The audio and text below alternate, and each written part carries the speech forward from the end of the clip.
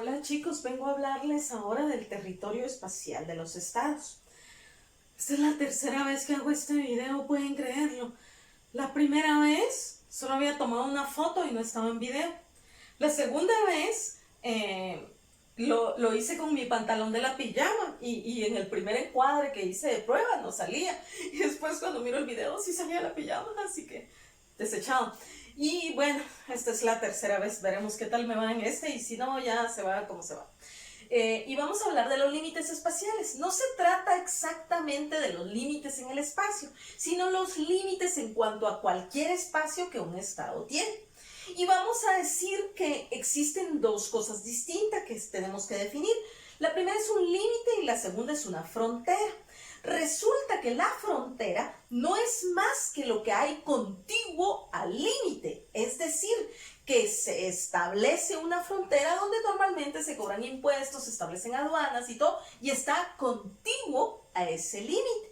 Los límites pueden ser naturales o artificiales. Si se trata de límites naturales, pueden ser orográficos, como montañas, volcanes, etc. Como el volcán Tacaná, que está en la línea divisoria entre México y Guatemala. También tenemos límites lacustres, que pueden ser lagos, fluviales, que pueden ser ríos, como el río Sumacinta, que es límite también entre México y Guatemala. Y lacustres tenemos límite, también un lago de límite entre El Salvador y Guatemala. Estos son límites naturales. Si nos vamos a los límites artificiales, los límites artificiales pueden ser de tipo convencional. Y de tipo convencional es cuando los dos países se ponen de acuerdo al respecto de una línea imaginaria y dicen: este va a ser el límite de los dos, mutuo acuerdo. Luego está el límite tradicional, que es que los dos países dicen: bueno, nosotros siempre hemos creído que aquí es el límite de nuestro territorio, los dos están de acuerdo, y el límite tradicional lo dejan establecido como el límite entre los dos. Y finalmente viene el límite doctrinario. Este límite doctrinario es particularmente interesante para el curso de nosotros, porque en el siguiente tema se explicarán los problemas que hay por definir el límite entre Belice y Guatemala. Y este límite doctrinario reviste importancia porque suele ser el que la Corte Internacional de Justicia utiliza para esta clase de conflictos entre dos estados. Y este límite doctrinario se llama uti possidetis. El uti possidetis no es más que un principio del derecho romano que establece que cuanto has poseído, seguirás poseyendo. Es decir, que todo lo que has tenido, lo seguirás teniendo. Pero este uti possidetis se divide en dos.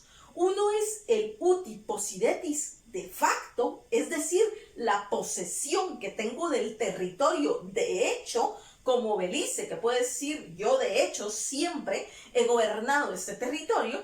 Y el uti possidetis iuris, que es la posesión legal del asunto, que es lo que Guatemala aducirá. Dirá: yo siempre tuve los documentos al respecto de que eso fue mío. Y al respecto de esta doctrina es que la Corte Internacional de Justicia resolverá ese conflicto. Pero ya les voy a ir explicando yo poco a poco cuando les explique el siguiente tema. Bueno, eso es en cuanto a límites, fronteras y tipos y etcétera. Luego pasemos a lo que es el territorio en sí del estado. El territorio es toda la tierra que dentro de un estado se extiende, sin importar si eso no es continua. Por ejemplo, es todo el territorio nacional que tenemos aquí, más si tuviéramos islas o colonias que los estados puedan tener en otro continente. Toda la tierra que poseen, eso es todo su espacio terrestre. Los estados tienen total soberanía acerca de todo su espacio terrestre. En ese sentido, está perfectamente clara la posesión espacial del territorio terrestre. Vamos a pasar a otros territorios que sí ya son un poquito más complicados de definir. Tal es el caso del espacio marítimo de los estados. Bueno, resulta ser que los espacios marítimos sí existe una serie de zonas que se han definido y que esas zonas deben ser respetadas por todos.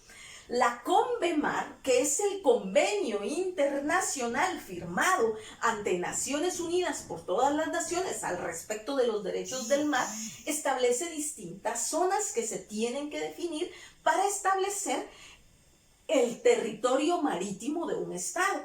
A este respecto vamos a decir que lo primero que los estados tienen que establecer es una línea base.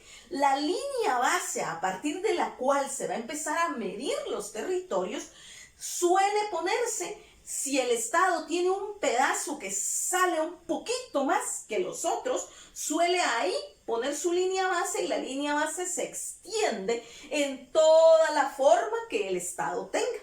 Esa línea base va a empezar a partir de ella a hacerse ciertas mediciones. Las aguas que queden de la línea base para dentro del estado se consideran aguas interiores. ¿Qué suele quedar dentro de las aguas interiores? Suelen quedar los puertos de los estados, suelen quedar las bahías, suele quedar la desembocadura de los ríos, incluso suele quedar los canales existentes. Estas aguas interiores que tienen los estados, el estado tiene total y absoluta soberanía sobre estas aguas interiores, porque son consideradas parte del territorio nacional, aunque de hecho no sean territorios, sino agua, ¿verdad? Las aguas internacionales para su total soberanía ha tenido una excepción, y esa excepción justamente han sido los canales. En el canal de Suez hubieron ciertas disputas para quién manejaba y tenía la soberanía sobre el canal, y todos sabemos lo del canal de Panamá. Hubo un convenio de carácter internacional donde Estados Unidos pasó a construir el canal. Primero hubo un convenio entre Estados Unidos e Inglaterra con Panamá, y después se quedó solo Estados Unidos, y Estados Unidos construyó el canal, y el convenio incluía que poco a poco le iba a ir regresando la soberanía a Panamá, hasta llegar el año 2000, donde Estados Unidos tendría que entregar a Panamá la total soberanía del canal. Así es como estas aguas interiores entonces están bajo la soberanía de los propios estados, a excepción de lo que ya vimos. A partir de esta línea base que estamos poniendo y estas aguas interiores que se están quedando, empieza una serie de zonas que van a formar ciertos parámetros. Primero que nada tenemos que entender que hay una cosa que se llama la plataforma continental. La plataforma continental no es más que el espacio terrestre que se extiende por debajo del mar de cada estado. En ese sentido, son definiciones que se han hecho para la CONVEMAR, ¿verdad?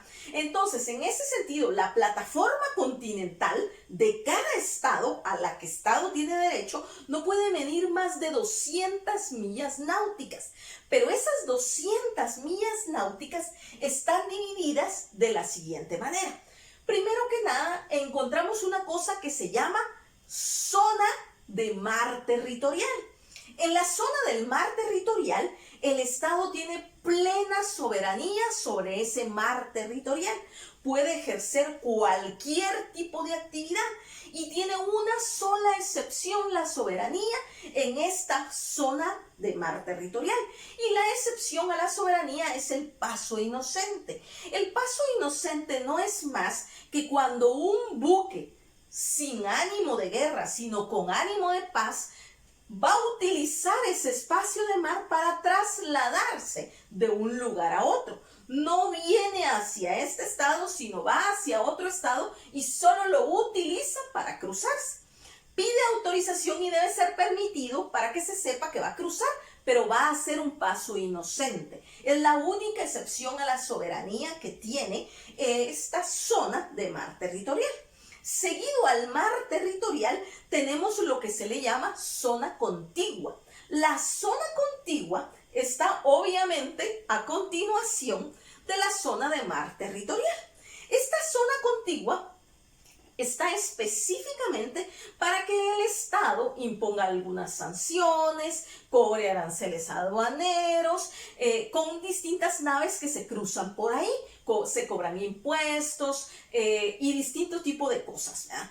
El Estado tiene un ejercicio de soberanía, pero no completo, sino ya solo algunas cosas que puede regular y otras no.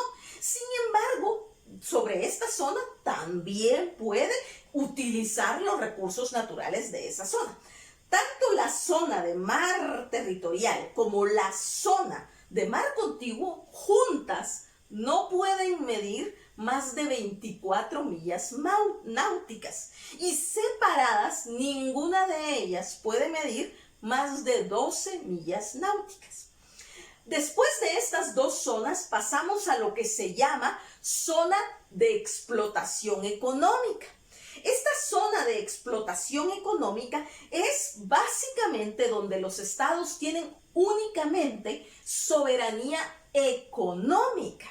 Es decir, que por esa zona pueden explotar todos los recursos naturales que allí se encuentren, tanto en cuanto a peces, distinto tipo de animales, plantas, etcétera, incluso el suelo y el subsuelo de esa zona de mar donde podría haber petróleo, gas, etcétera. Esta zona no puede pasar de 200 millas, pero no puede pasar de 200 millas incluyendo dentro de ella las 24 millas que ya le fueron dadas en mar territorial y en la zona contigua. Bueno, pasando estas tres que ya vimos, se encuentra lo que se denomina alta mar. En alta mar, de acuerdo a la CONVEMAR o la Convención sobre los Mares, en alta mar ningún estado puede alegar soberanía alguna, ninguno. Es libre el traslado de naves, submarinos, lo que quieran. Luego viene una zona a la que se le denomina literalmente la zona. La zona tampoco ningún estado puede decir que ejerce soberanía alguna sobre esta zona. Existen algunas libertades que se permitan en esa zona para todos los estados. ¿Qué libertades se permiten? Hay libertades en este lugar, por ejemplo, para realizar investigaciones científicas. También se pueden construir islas, se puede hacer transporte de tipo comercial y otras libertades que son permitidas. Esta zona es administrada por una organización de carácter internacional que se llama, literalmente así se llama, ese es su nombre, se llama la autoridad. La autoridad, toda la estructura de la autoridad se encuentra dentro de la CONVEMAR. La CONVEMAR establece toda esta estructura para la administración de esta zona.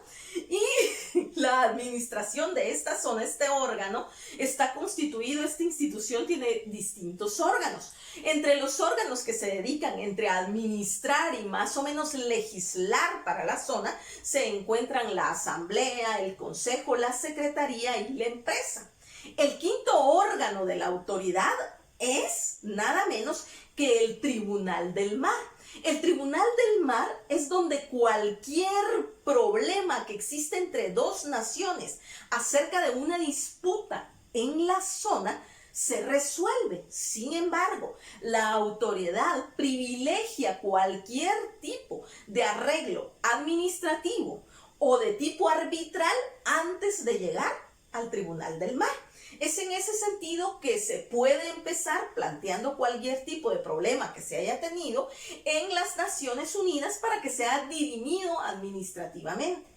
Si no se logra ahí, la autoridad recomienda acudir a un tribunal arbitral para ver si el árbitro puede solucionar el problema. Si ahí tampoco es posible solucionar el problema, entonces ya irías al Tribunal del Mar a que te resuelva el conflicto que tú tienes con otro estado al respecto de la zona. Bueno, así es como está dividido el espacio marítimo. Luego del espacio marítimo pasamos al espacio aéreo. Resulta que apenas hasta 1919 no había habido ninguna convención para definir un espacio aéreo de cada estado. El espacio marítimo, la discusión fue más vieja, porque el comercio marítimo siempre fue una cosa que existió, pero en el aire, al principio la aviación fue solo un deporte y no se discutía sobre qué hacer o qué no hacer con esos espacios. Sin embargo, cuando empieza a volverse un asunto de carácter comercial y ya no solo un deporte, entonces los estados empiezan a decir que se deben establecer convenios sobre qué hacer y qué no hacer en el espacio. Algunos estados querían que se dejara libre y que se tuviera una política de cielos abiertos y que cada quien pudiera ir y venir. Muchos estados se opusieron y entonces se creó lo que se le denomina soberanía del espacio aéreo de cada estado. Cada estado definió que debía de existir un espacio aéreo, una línea imaginaria que se extendiera sobre su territorio para arriba, donde tuvieran soberanía sobre ese espacio. Algunas limitaciones y algunas disposiciones de libertades se dejaron en el espacio aéreo.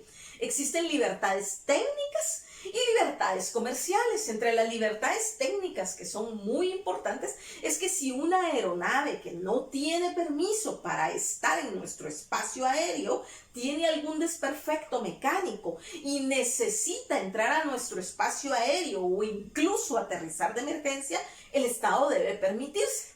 Eso es completamente lógico, porque sería inhumano, cruel no hacer eso. Entonces esas son entre las libertades que quedan. Luego se estableció que como se puede explotar el espacio aéreo, los estados se benefician, otorgan permisos de que aeronaves de otros países vengan, usen mi espacio, pero esos para obtener el permiso no solo deben llenar requisitos, realizar trámites, sino también pagar por el derecho de cruzar a los países sobre los cuales cruzan, ¿verdad? Porque tienen soberanía en esos espacios. Hay una organización de aviación que regula todas estas cosas y es la OASI, si no estoy mal. Y esta es la organización que se encarga de administrar todo lo relacionado a los espacios aéreos. Esta organización no solo se encarga de la administración, sino reúne a todos los países para conferencias, convenciones y poder así establecer nuevos criterios acerca de los conflictos que se den en temas de aviación. Una cosa es que la cooperación entre los estados en temas de espacio aéreo se trata de fomentar para que existan menos conflictos. Pasamos ahora a lo que se define como espacio extraterritorial, espacial, satelital, etc. Hay varios nombres que se le dan: extraterrestre, ultraterrestre, etc. Algunos se preguntan dónde empieza el espacio ultraterrestre y dónde termina. Bueno, dónde empieza es más fácil de definir. El espacio aéreo se establece que llega como más o menos hasta 55,000 a 65,000 pies.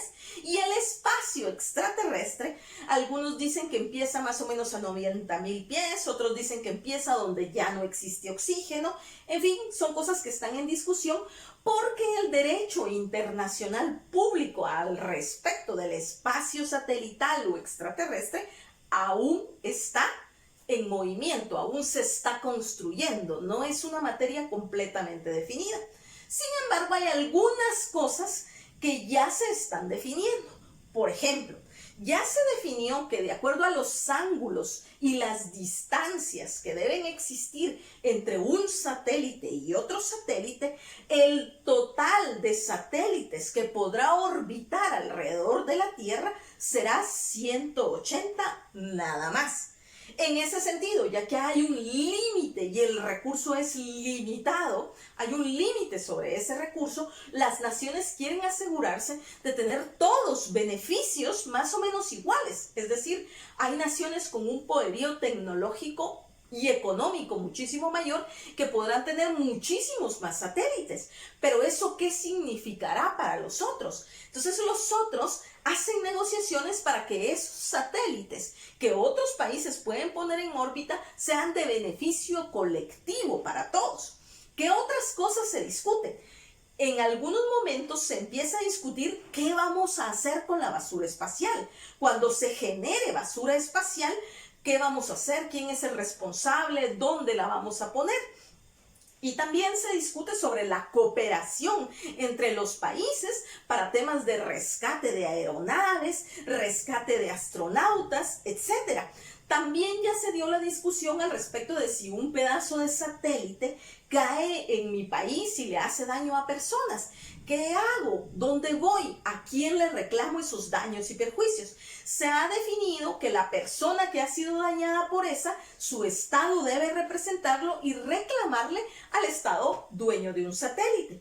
Al respecto del espacio extraterrestres, las conferencias o convenciones se han llamado Unispace y se han llevado a cabo Unispace 1, 2 y 3. Eso es todo en el tema que estamos viendo acerca de las limitaciones territoriales, extraterritoriales y conformación espacial de los estados, chicos. Nos vemos, es el último tema que entra todavía para el examen. El siguiente tema entra como zona, mandar la pregunta, pero el tema ya no entra para el examen. Así que nos vemos y que estén bien.